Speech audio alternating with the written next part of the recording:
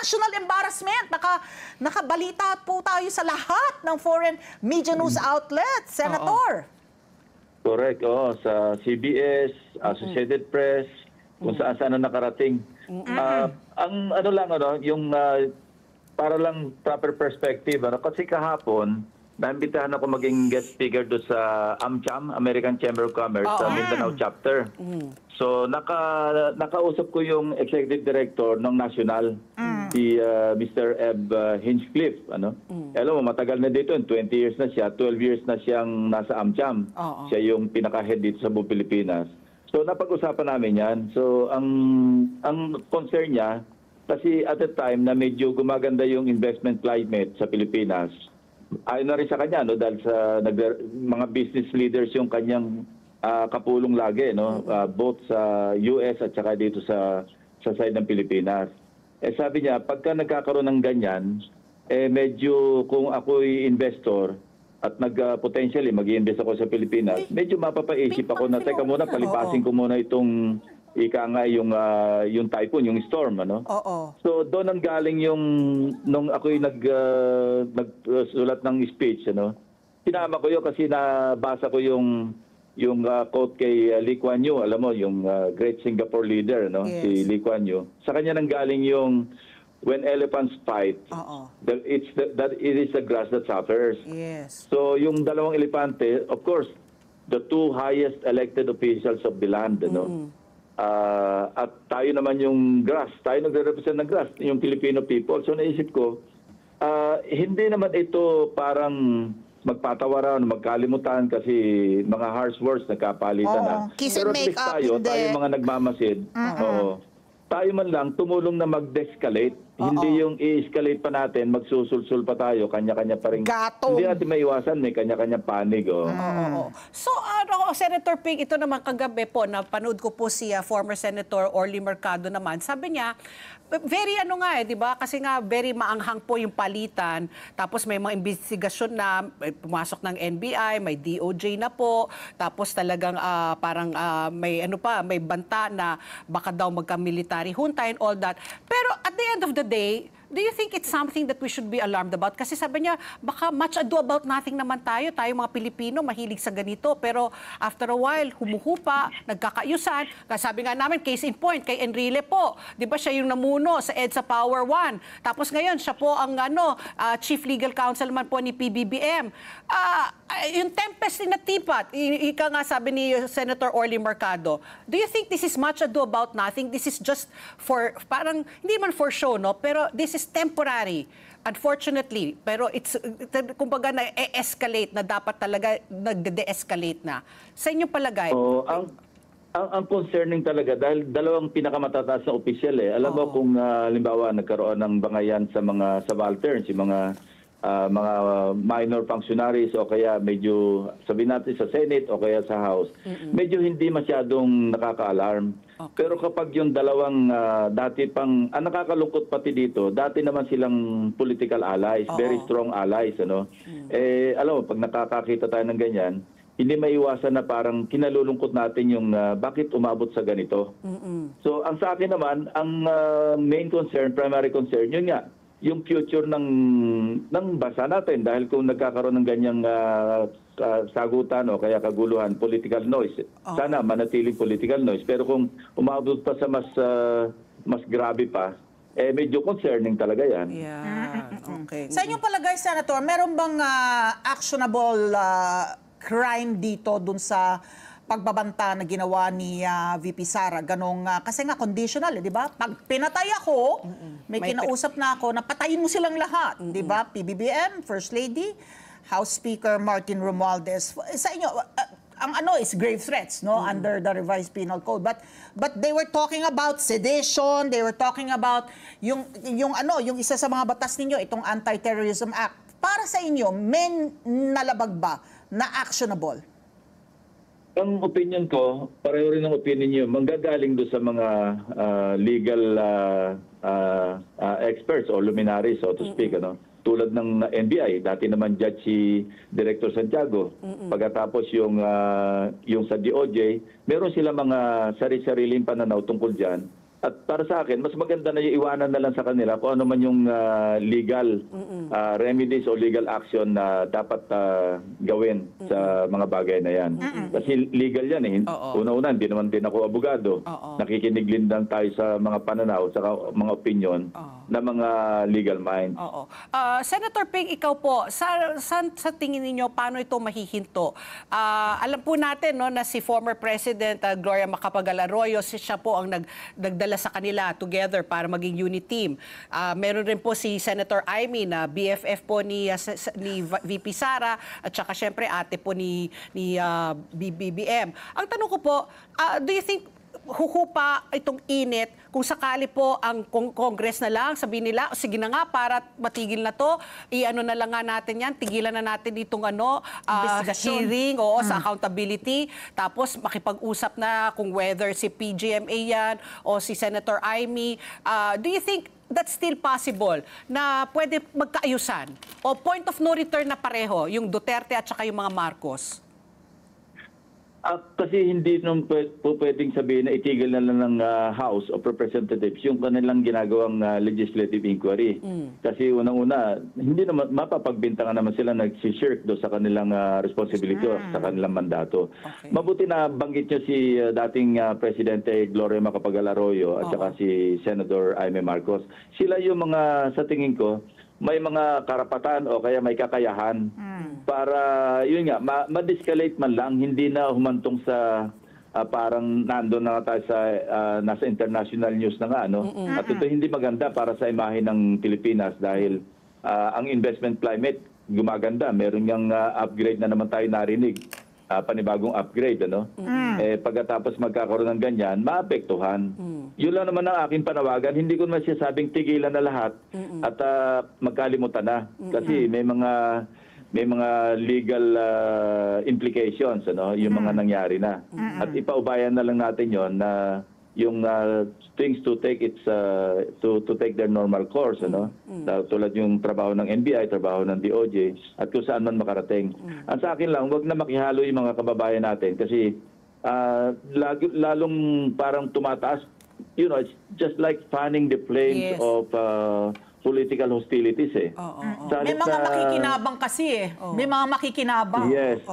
The usual warmongers, yung ang passion nila to make their day complete pagka meron nag-aaway. Meron din ganun eh, mga kababayan natin, lalo sa social media, masyadong intense yung palitan. Yun nga, yung aking statement na binitiwan kahapon sa Davao, napansin na kagad, meron nagsasabi sa akin, make a stand. Hindi yung po pwedeng ganyan, you're playing safe. Sabi ko, no. I'm trying to make safe yung future yung sa bansa natin, hindi yung ako yung nagpe-play safe. Hindi ba dapat ganun ang maging attitude na natin? Well, siguro, let's say na medyo nagmelo na rin ako over the years, pero sa tingin ko, yun naman ang nararapat natin gawin sa halip na paypayan pa natin yung parang nabubuong alitan sa magkabilang panig.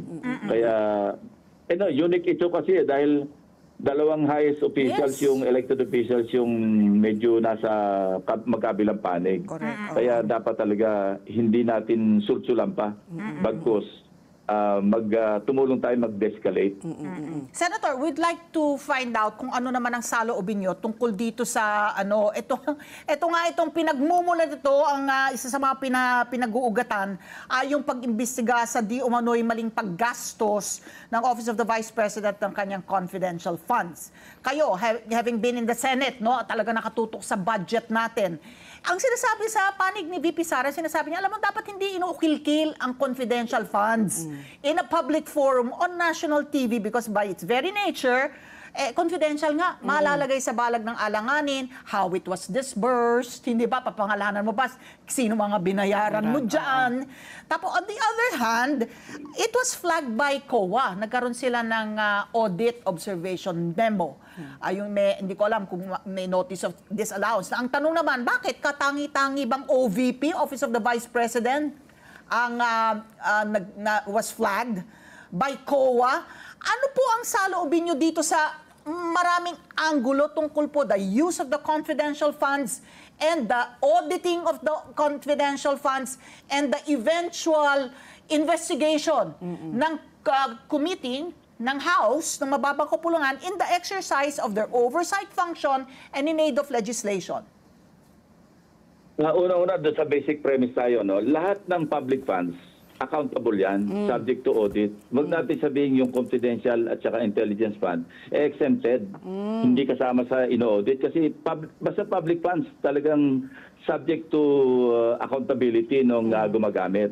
Meron lang proseso o procedure kung paano nililiquidate yung halimbawa sa law enforcement, nagaling ako sa PNP, okay, sa armed forces, yung isa pang intelligence agencies natin. Pagkapag gagastos yung intelligence fund, ang pinaka-liquidating instrument yan, sa abot na aking nalalaman, magsasabit ka ng intelligence project na kung saan nakadetalye doon yung pagkakagastusan. Dangan nga lang, sealed envelope yan eh. Dahil nga baka kasi yung confidentiality noong yung nature ng pag-disburse mo ng pondo, ang ginagamit nga dyan, puro mga code o kaya aliases. Kaya si Mary Grace Piatos. Pero Baka alias si Mary meron Grace ding Piatos. paper trail yun pagka inaudit na kung saan, sino ba itong alias Joe? Alias Pedro? Sino yan? Meron ding nakapalob na ganyan. At kung hindi approve, yung intelligence project na sinabit ng isang intelligence unit o intelligence agency, hindi valid, hindi pwedeng mag-release ng intelligence fund. Tapos pag na-declassify na yan, halimbawa, accomplished na yung mission, nagkaroon na ng successful operation o kaya for some reason, negative yung operation, ano na yan, subject to audit na yan. Pwedeng special audit, pwedeng kung may nasilip yung COA, pwedeng yung tinatawag nilang fraud audit, dahil meron na sila nakitang fraudulent na mga releases. At saka yung regular audit. May mga prosesong sinusunod. Ngayon, sino ba talaga yung may mandate para mag-audit? Maliwanag, yung Commission on Audit.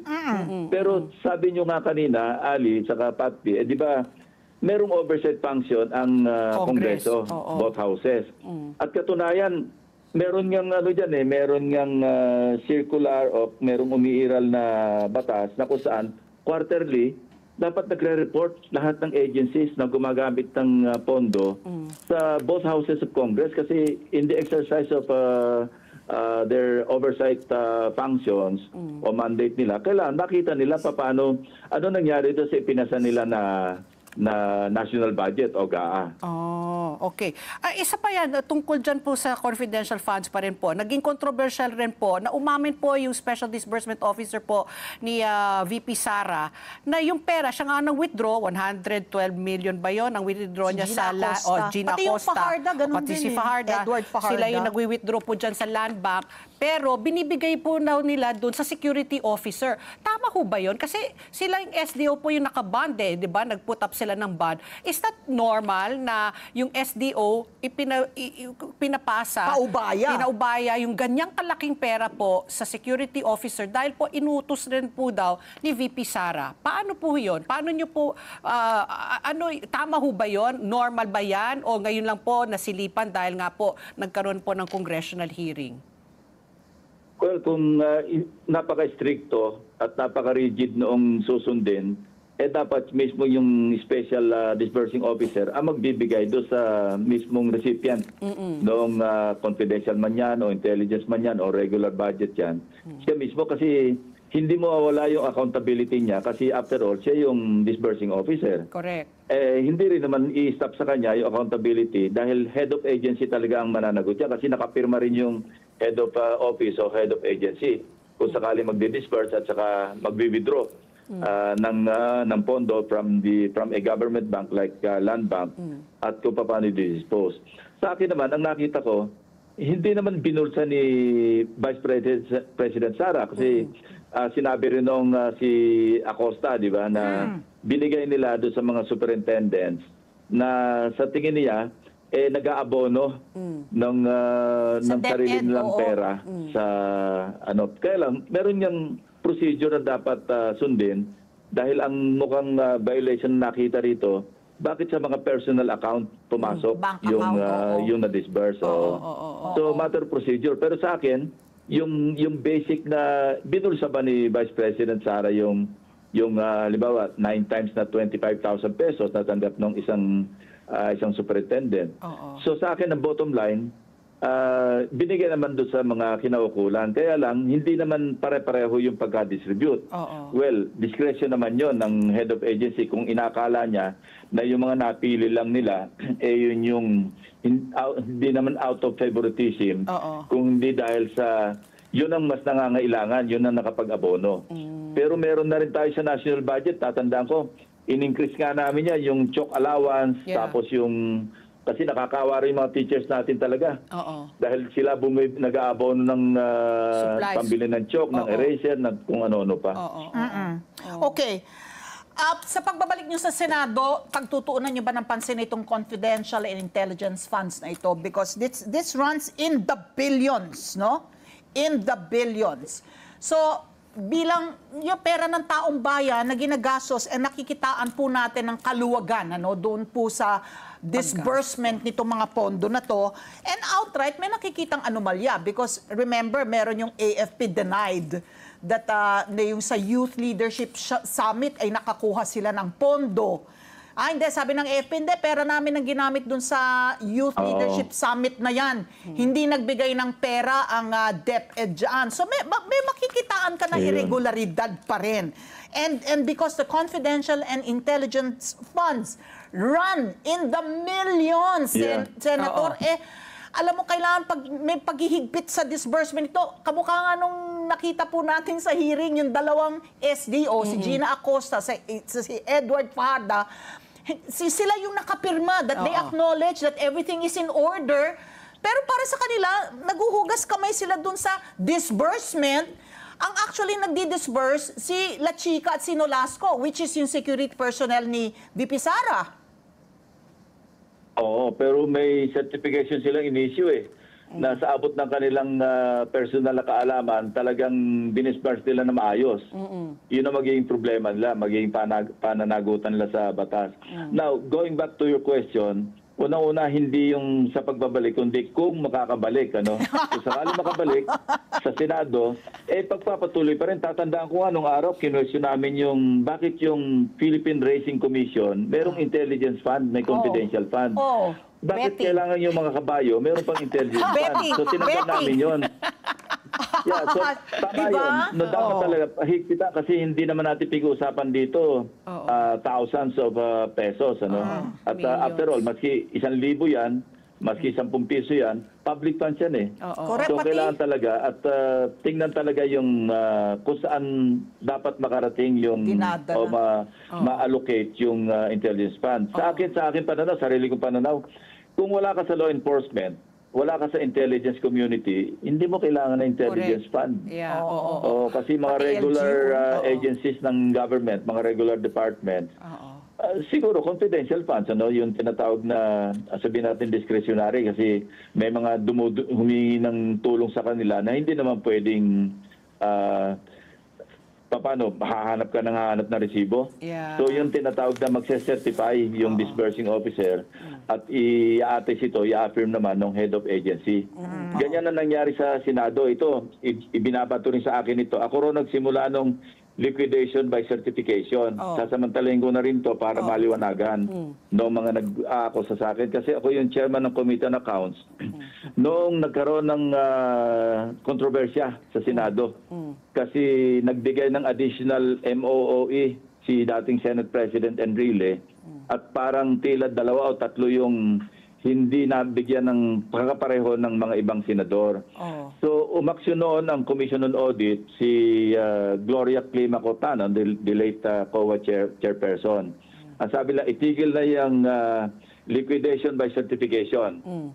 Kasi since 1987, yan talaga yung kalakaran sa mga congressmen, mga senador. Wala talagang, hindi kailangan ng yung mga resibo, ano? Yeah. Liquidation by certification. Magse-certify lang, pero still, hindi ito iaalis na pag nag-audit, kailangan naka-ready pa rin yung resibo mo. Correct. Hindi ba nung araw, kung natatandaan nyo, merong isang congressman na lahat ng resibo niya nanggagaling sa isang Japanese restaurant na lahat na lang ba ng gastos nandun sa isang Japanese restaurant sa Ross Boulevard. So nagkakaroon ng controversy. Oo. So ang ginawa namin noon, nag-usap-usap yung Speaker of the House, tapos si Senate President, yung chairman, dalawang chairpersons ng Committee on Accounts ng both houses, pati yung COA. Ang napagkasunduan, kasi paano naman itong mga senador sa mga congressmen, araw-araw, ang dami nakapila dyan, hihingi ng pang-hospital, Oo. pang-libing. Hindi mo maiwasan yun eh. Yeah. So parang nilagyan ng threshold, ng limit, na kung saan ang pwede lang gawin, ang pwede lang i-certify ng bawat legislator, mapa lower house man o upper house, 500,000 pesos. Ayun. Ayun na napagasundan na sapat na yon para naman doon sa mga miscellaneous. Yun naman, by certification, pero meron din yung kaukulang parang resibo rin kung Yeah. sino yung tumanggap. Pero hindi na kailangan yung Acknowledgement formal na mga invoice receipts kasi hingi ng tulong, papalibing, saka hingi ng invoice receipt. Magtatagal yun. Oo. Matagal AR na nang lang. nakaburol, hindi pa rin nalilibing yun. Correct. So yun ang pinagbigyan ng COA na sige hanggang 500,000. Pero I repeat, hindi ito yung talagang baliwala na, wala nang resibo. Yeah. Yung liquidation by certification, kailangan pa rin i-liquidate yun, especially kung magkaroon ng special audit. Ayun. Oo. So yun lang gusto ko liwanagin kasi ang dami mga disinformation na ako yung pinagbibintangan na nagsimula ron ng liquidation by certification. Oo. Since 1987, nung bago na yung Kongreso, nandyan na yan. Nabago nga, kinorek nga natin at sinubject natin. Parang we submitted ourselves, yung Kongreso, to the disposition of COA. Na sige, pag nag-audit kayo, ito yung mga resibo, pero pagbigyan nyo lang na parang mga emergency cases, mag-certify lang yung individual legislator na kung saan pwede silang yung liquidation by certification. But again, I'd like to emphasize, hindi talaga forever na yung niliquidate mo by certification. Maganda ka pa rin ng liquidating instruments mo pagdating ng special audit. Senator Ping, ito huling katanungan ko lang po. Sa tingin niyo ba in this day and age, no, ito ngayon social media, talagang everything is high-tech, internet, may room pa ba para magka-EDSA Power 4? Do you think po na ang mga tao po talaga pag may unrest, may anxiety, may pagkahinala, yung parang hindi taos-puso yung kanilang kalooban, pwede pa sila magtipon-tipon muli sa EDSA 4 at magkaroon po ng panibago na naman pong paggobyerno? Wala namang imposible. Depende sa sentimento ng mga tao. Pero sa nakikita ko, at kaya nga nananawagan tayo, mag-escalate tayo, wag tayo manulsol, wag tayo ma-entertain. At sabi ko nga doon sa AmCham, doon sa audience ko, let's not be entertained. Kasi alam mo, meron tayong propensity, tayo mga Pilipino, no? Lalo yung mga active sa social media. Parang aliw na aliw tayo pag kami nagbabangayan dahil meron tayong napapanood. May napapanood. Parang nagiging entertainment. Mapa-showbiz couples man na naghiwalay at nag-away, mapa-political allies, parang nagiging source of entertainment. Pero ito, at this particular time, no, sa history natin, yan ang last na kailangan natin, the least that we need. Dahil nga, parang, alam mo, sa laki na rin ng pangutang natin, tapos maraming nga dapat harapin na problema. Dinampa tayo ng parada ng mga bagyo. So dapat talaga, teka muna, pwede mag-tone down lang muna tayo at tayo makihalo. Kung nag-aaway man yung nagpapalitan ng maanghang na salita yung mga nasa itaas, huwag na rin tayo makihalo para pang lalong maging intense o maging hostile yung situation. And with that, we would like to thank you for joining us this morning. Always a pleasure. Senator Ping Lacson! Ang sarap ng kwentuhan with you always, the Senator pleasure is Ping. mine.